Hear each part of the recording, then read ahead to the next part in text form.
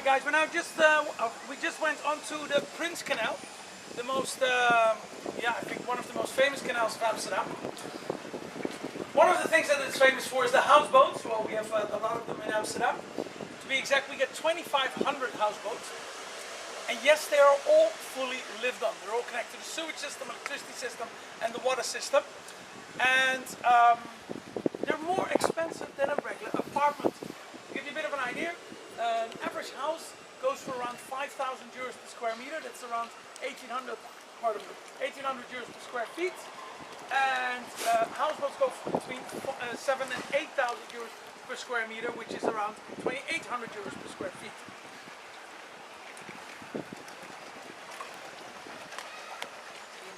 And it's a very popular way of living. That is what made it so expensive. It doesn't have to do with the houseboats itself. It has to do with the location. The better your location is, the more value your houseboat has. So we have exactly 2,500 houseboats, and from those 2,500, about 500 of them are actually on things like Airbnb. For instance, the blue boat we see right over here, Rasputana, that goes for around 140 euros in low season per night, up to 400 euros per night in high season. There's even a rumor going around that Bono from U2 stayed in this one to experience how it is to live on a houseboat. Then again, if 140 to 400 euros is a little bit out of your budget range, we also have a cheaper option. This is actually the oldest houseboat of Amsterdam, almost 200 years old.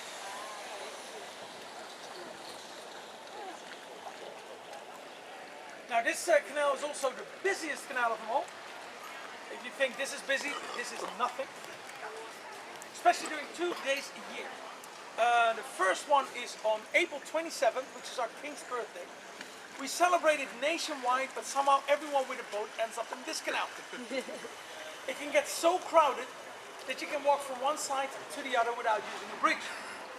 Now, sometimes people think I love to exaggerate. It's kind of true, but in this case, I don't exaggerate because this is King's Day.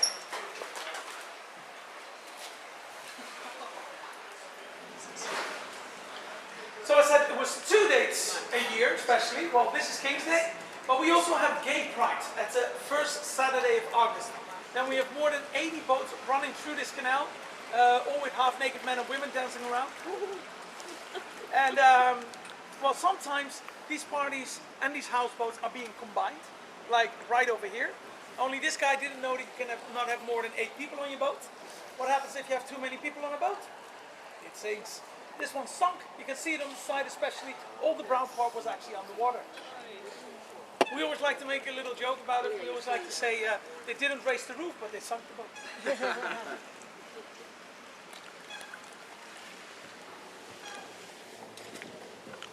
What about all like the different gables, you know, just different structures in the roofs? Well, in the early days, we didn't have so many rules. The only rules that we have that you can go any higher than 5 levels. But for the rest, it was all up to you. And this was just a way of showing off. But it's actually a bit of a fake thing. Especially if you look over here, do you guys see the roof as well behind it? Right. So it's all fake. It's facade. And funny enough, they told me that the word fake actually comes from, well, not here, but in the sense. Because a facade is the front, they fake it, fake. Right.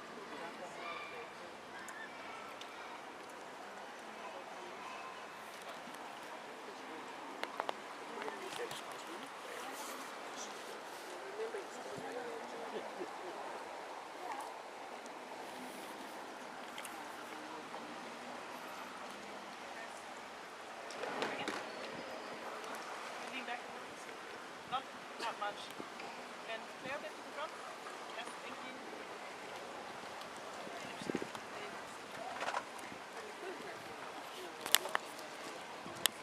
you. We just arrived onto the Amstel River.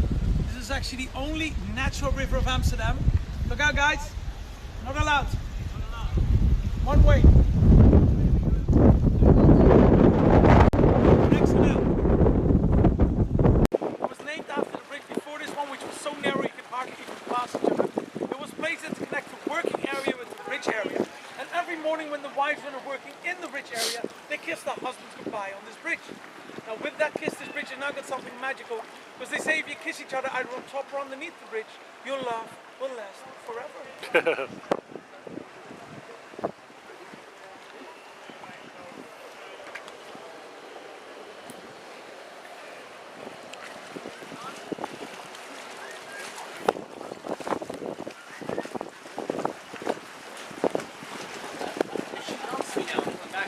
Sure.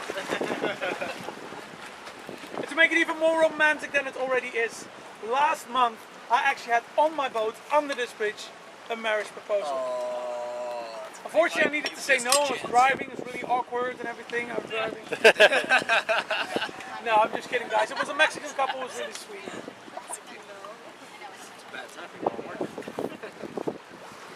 Yeah, well, we also have a bridge for divorces, so...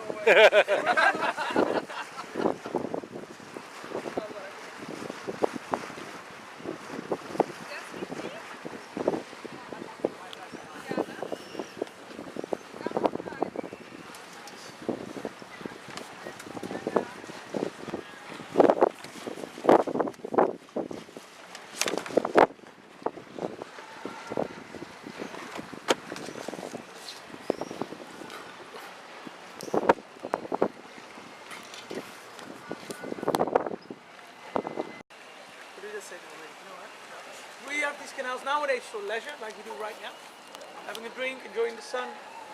But in the old days, they were actually built for transportation. Big boats would come at our harbor. We're going to be there in a couple of minutes.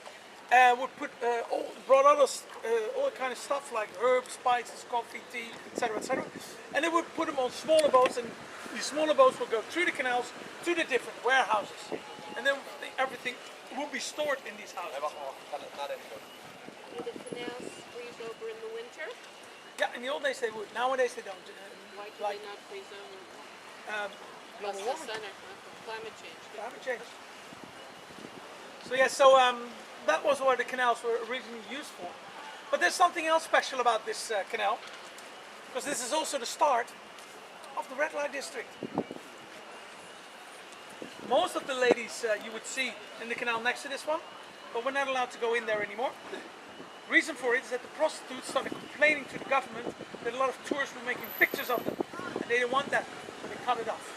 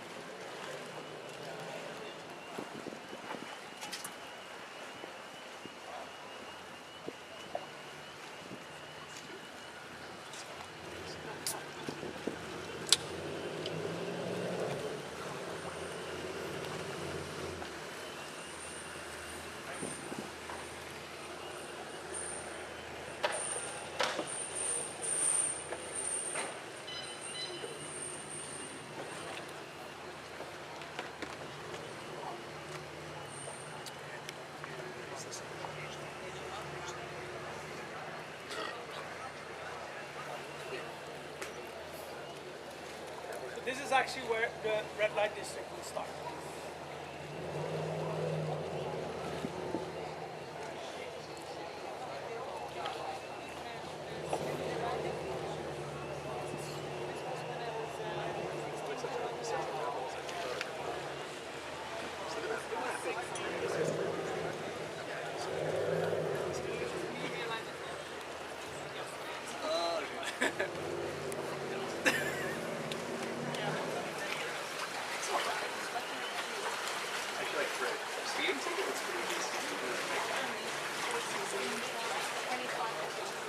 Yeah. It can be in Canada. It's like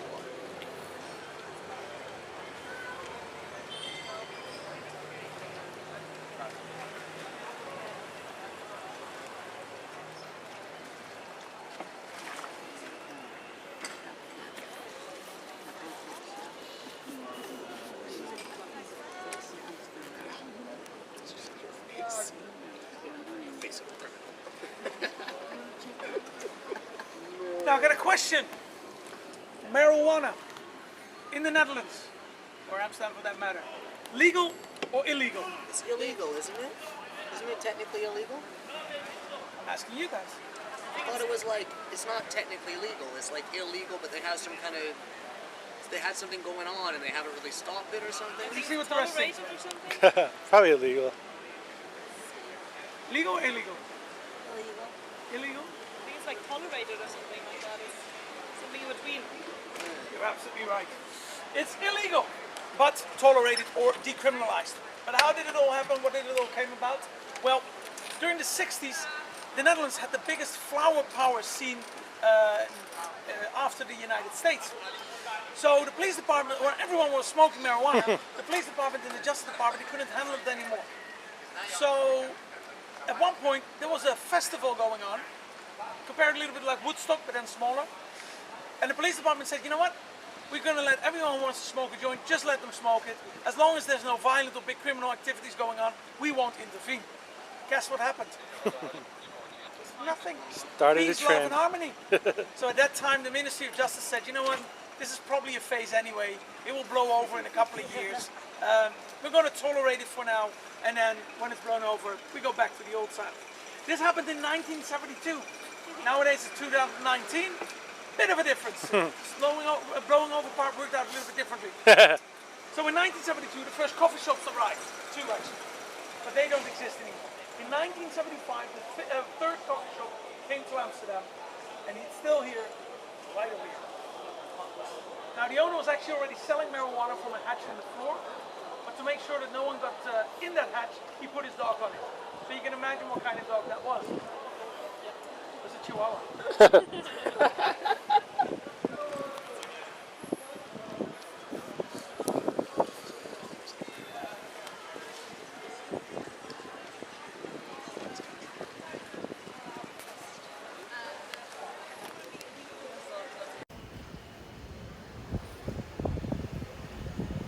So guys, right over there on the left and the right hand side, we have one of the very few areas where the houses are watered such directly.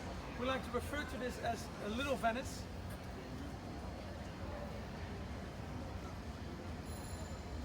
Sometimes people say that Amsterdam looks a lot like Venice, but I can tell you that's absolutely not the case. Because it's Venice that looks like Amsterdam, of course. We're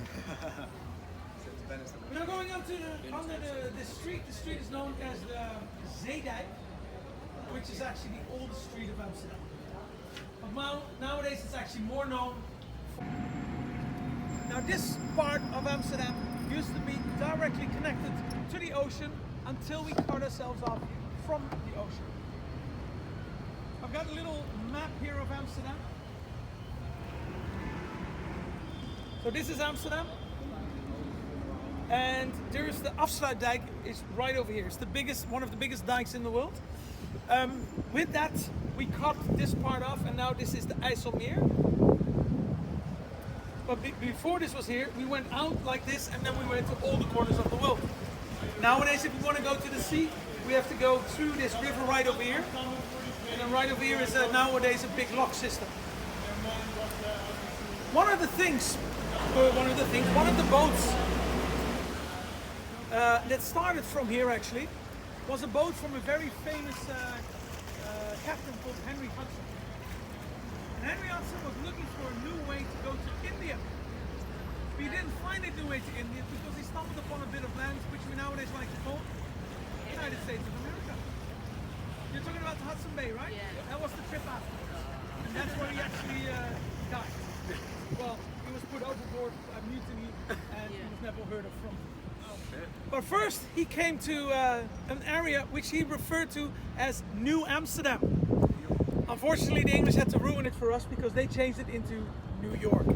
That's why in New York you have the Hudson River. And there are also a couple of areas named after Dutch cities. For instance, Brooklyn comes from the Dutch town called Breukelen. Haarlem comes from the Dutch town called Haarlem, which is just 30-minute drive just outside of Amsterdam. But here comes the funniest part. The most famous street of New York is actually named after the most famous area of Amsterdam. Now let me start with the most famous area of Amsterdam. What do you guys think it is? Red Light District, correct. Because the Red Light District in Dutch is actually called the Wallen and you write it W-A-L-L-E-N. What street in New York is almost written the same way? Wall Street. Wall Street. Wall Street was actually named after the Amsterdam Red Line District. Now that sounds a bit weird, but if you think about it, it's actually quite logical. I mean, in both places of the world, you get screwed for money. The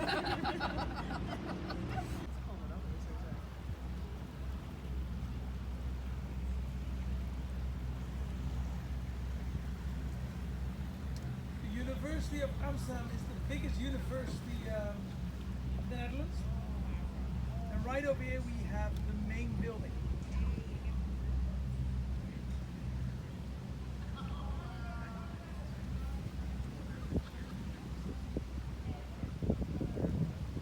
Before the university was here, this was actually the Jewish area. In the 15 and 1600s, a lot of the Jews that used to live in Portugal and used to live in Spain were exiled. And actually the only place that they could go to was Amsterdam. They accepted it. That sounds really nice, but there was one catch. They were allowed to live here, but they were not allowed to do any of the work that we did. The only two things that they can go for is fabric, and something that they brought with them, diamonds. So up to the Second World War, we had the biggest diamond area of the world actually. And we can still see some buildings referring to that time. Right up here above the door, it says Diamantslijterij, which means diamond cutlery. Got a lot of competition of other harbor companies, like Hamburg, Antwerp, Rotterdam. So we had to be smart to keep getting these big companies to come to Amsterdam. So what did we do? We said, guys, we make a closed up area. It was completely closed up. There was a bridge here. We said to all these big boats, okay guys, if you come to this area and you use this area for your layover from a big sea boat to a river boat, then you don't have to pay taxes on the goods. Where on other places, you always have to pay taxes on the goods that you brought in. It was a very big success. A lot of big companies came here, used these facilities, brought a lot of work to Amsterdam. Money came out of the rent and the selling of all these apartments, and sometimes these big companies decided that it was cheaper just to pay the tax and sell everything here than to let it go on to, for instance, to Germany or something, or Stockholm. So there was a big success. It was closed off and used as an economical area. Is that right? Economic area until the 60s of last century. If you look on the top of these buildings, you can also again see these beams and the hooks where they would heist everything up.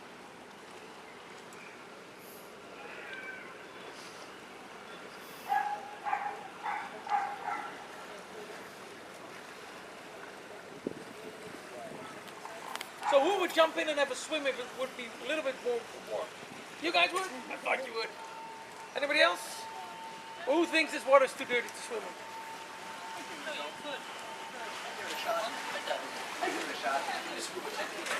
Well, They just did. There you go. See? You can just swim in it. I've seen, we've seen, you've seen it.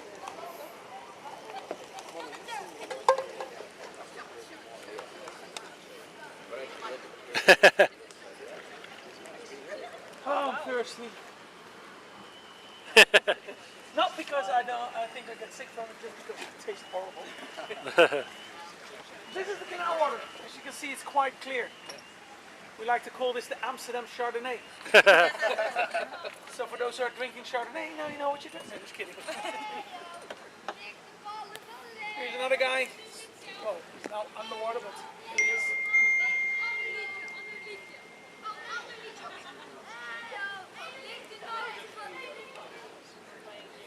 Almost thought that we were going to sing Ayo Captain Jack. So yes, you can definitely swim in these canals. The thing is, you will only see people swimming in this canal and the Amstel River. On the other canals, it's not allowed because of the traffic.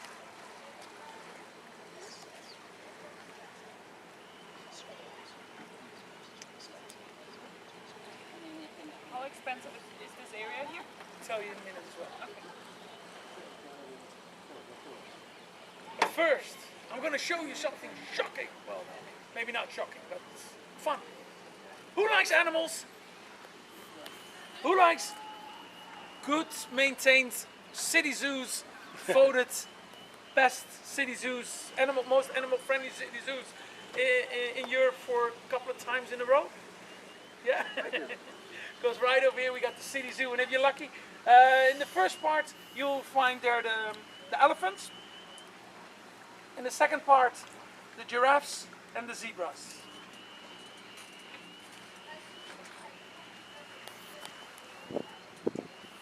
Most of the time they're more in the back.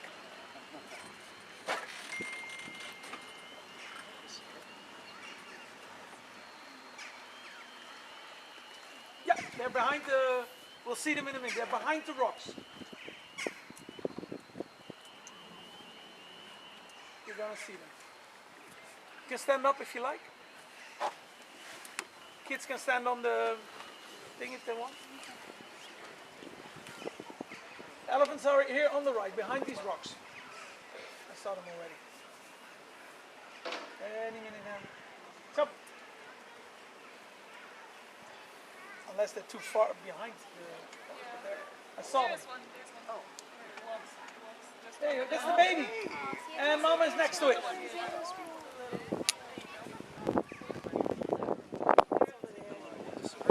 Right over here, the zebras.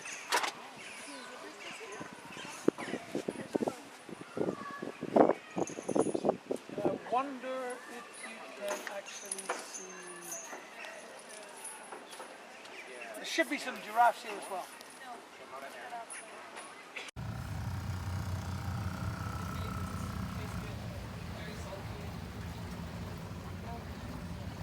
Tastes like river.